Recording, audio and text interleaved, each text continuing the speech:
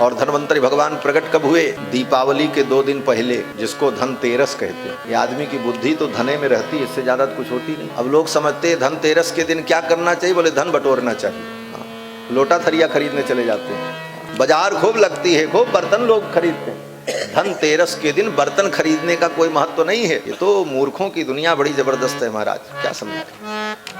लोटा कटोरा खरीद करके ले आएंगे, बोले आज धनतेरस है बर्तन खरीदो। धनतेरस के दिन धनवंतरी भगवान का अवतार हुआ, उस दिन भगवान धनवंतरी का पूजन करना चाहिए। और धनवंतरी भगवान अमृत कलश लेकर के प्रकट हुए, आयुर्वेद के ग्रंथ को लेकर के समुद्र से प्रकट हुए, और समस्त प्रकार की औषधियों का मूल जो है आंवला, हरड़ और बहेड़ा, जिसको त्रिफला कहते हैं, ये त्रिफला औषधि, अमृत कलश, आयुर्वेद, इन 3 चीजों को लेकर के धनवंतरी भगवान प्रकट हुए जगत के कल्याण के लिए। तो धनतेरस के दिन धनवंतरी भगवान की पूजा करनी चाहिए, और पूजा करने के बाद उनसे आरोग्य की कामना करनी चाहिए कि हमारे जीवन में आरोग्यता हो, हम अमृत तत्व को प्राप्त करें। हे परमात्मा, वयम अमृतस्य पुत्राः, हम उस अमृत परमात्मा के पुत्र हैं, और वो परमात्मा हमें भी अमृत प्रदान करें, हमारे जीवन में अमरत्व आ जाए, हम भी अमर हो जाएं।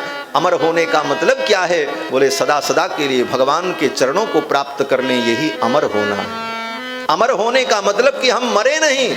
और मरेंगे कब? बोले जब दुनिया में पैदा होंगे तभी तो मरेंगे। तो ऐसी कृपा ठाकुर की हो जाए कि हमें संसार में फिर पैदा न होना पड़े। अगर हम पैदा नहीं होंगे तो फिर मरेंगे नहीं, इसका मतलब हम अमर हो गए, यही अमरत्व है।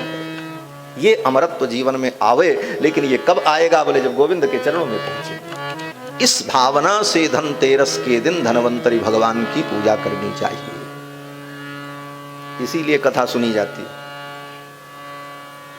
कथा में ही इन सारी बातों का उत्तर मिलेगा। कहां मिलेगा? कथा में आएंगे तभी वो चीज आपको मिल जाएगी जो आप स्वयं ढूंढते ढूंढते मर जाएंगे, नहीं मिलेगी, वो कथा मिल जाएगी। अन्यथा मत समझना। आप ये समझो कि सब वेद, रामायण, गीता, भागवत, सारी पोथी ला करके आप अपने घर में रखो, और एक एक गुरु के पास जा करके एक एक विषयों का अध्ययन करो। अध्ययन करने के बाद उसका निष्कर्ष निकालो, तब तक आधी जिंदगी बीत जाएगी, आधी क्या पूरी खप जाएगी। लेकिन अगर आप सत्संग में आए तो ना आपको किताब खरीदने की जरूरत पड़ी, न पोथी पढ़ने की जरूरत पड़ी, न किसी गुरु के पास जाना पड़ा। बैठे बैठे निकाला हुआ मक्खन आपको मिल जाता है। इससे बड़ी सुविधा और क्या हो सकती? कितना करना, वो तो पूछो जो करते हैं उनको मालूम है कितना श्रम करना होता। शास्त्र ज्ञानम बहु क्लेशम बुद्धेश चलन कारणम। शास्त्र का ज्ञान बुद्धि भ्रमित कर दे महाराज। अनंत शास्त्रम बहुलाश्च विद्या नैको ऋषिर्यस्य वच प्रमाणम धर्मस्य तत्वम निहितम गुहायाम महाजनो जेन गतास्स पंथ। तो उस स्थिति को प्राप्त करने के लिए ये सुलभ व्यवस्था परमात्मा ने बनाई कि सत्संग करो, सत्संग करोगे सब मिल जाएगा। और सत्संग कभी मत छोड़ो, सत्संग करो, सत्संग करो।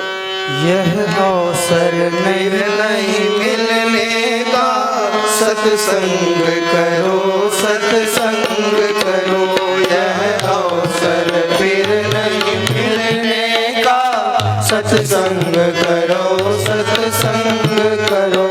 यह अवसर नहीं फिर मिलने का, सत्संग करो, सत्संग करो।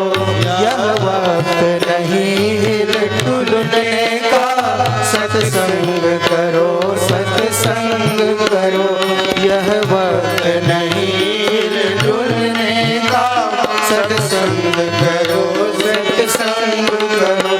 चाहे सारी दुनिया ठुकराए, चाहे धन संपत्ति लुट जाए, चाहे सारी दुनिया ठुकराए, चाहे धन संपत्ति लुट जाए, चाहे थाली लोटा बिक जाए, सत्संग करो, सत्संग करो। चाहे थाली लोटा करो। यह अवसर नहीं मिलने का, सत्संग करो, सत्संग करो। यह अवसर नहीं फिर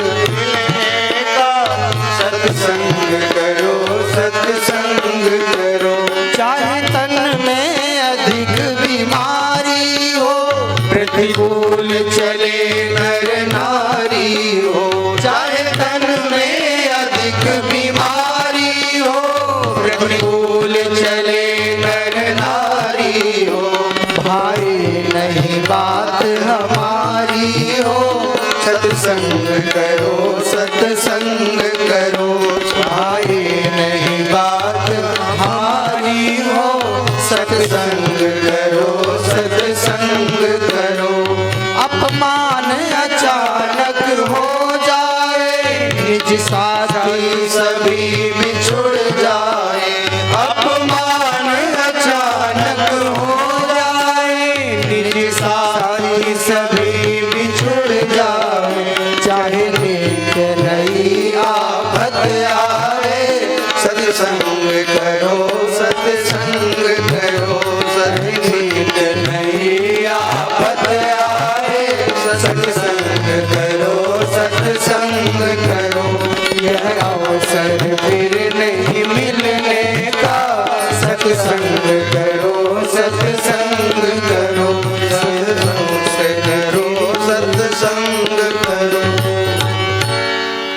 ये पद बड़ा महत्वपूर्ण है और ये पद सेठ जी की रचना है। गोरखपुर के गीता प्रेस के सेठ जी श्री जयदयाल गोविंदका जी, उनकी ये रचना है कहते हैं। और ये सत्य घटना पर आधारित है। उनके पास कुछ नहीं था, एक महात्मा के साथ सत्संग हुआ और उन महात्मा को विदा करने के लिए उनके पास व्यवस्था करने के लिए कुछ था नहीं सेठ जी को। सेठ थे, चांदी की गिलास और चांदी की कटोरी पूजा में रखते थे, वही बचा था। अंत में उन्होंने उसको भी बेच करके उन संत की सेवा की और उनको विदा किया। और उसी पर उन्हें ये भाव आया कि सत्संग करो, चाहे थाली लोटा बिक जाए, सत्संग करो, सत्संग करो। ये बात मुझे भी नहीं मालूम थी, लेकिन अभी इसके पहले मैं दिल्ली कथा करने गया। जीवन तो पूरा सीखने के लिए मिला है महाराज, मरते दम तक सीखना है, कभी पूर्णता नहीं होती। दिल्ली में मैं कथा करने गया तो एक माताजी हैं सुमित्रा मैया, वो मुझे अपना बेटा ही मानती हैं, बड़ी उनकी श्रद्धा है, श्रद्धा भी है, वात्सल्य भी है। और वो महाराज श्री राम सुखदास जी की सत्संगी हैं, उनके साथ उन्होंने बहुत सत्संग किया है। तो वो संस्मरण सुनाने लगी, महाराज जी ये भजन जो आप गाते हैं कि सत्संग करो, ये अवसर फिर नहीं मिलने का, सत्संग करो, सत्संग करो। चाहे सारी दुनिया ठुकराए, चाहे धन संपत्ति लुट जाए, चाहे लोटा थाली बिक जाए, सत्संग करो, सत्संग करो। ये किसकी रचना है? हमने कहा माता जी हमको भी नहीं मालूम किसकी रचना, गाते तो हैं, अच्छी लगी इसलिए गाते हैं और प्रेरणाप्रद है। उन्होंने कहा ये सेठ जी की रचना है और उनके जीवन की ये घटना थी, इसलिए उन्होंने इस पद की रचना। तो बंधुओं, जीवन में सत्संग अगर है तो सब कुछ मिल जाएगा। गति कीरति मति भूति भलाई, जहां जब जतन जहां जहि पाई, सो जानब सत्संग प्रभावु, लोकहु वेद न आन उपाऊ। गति कीरति मति भूति भलाई, कुछ भी संसार में किसी को मिला तो सत्संग से मिला।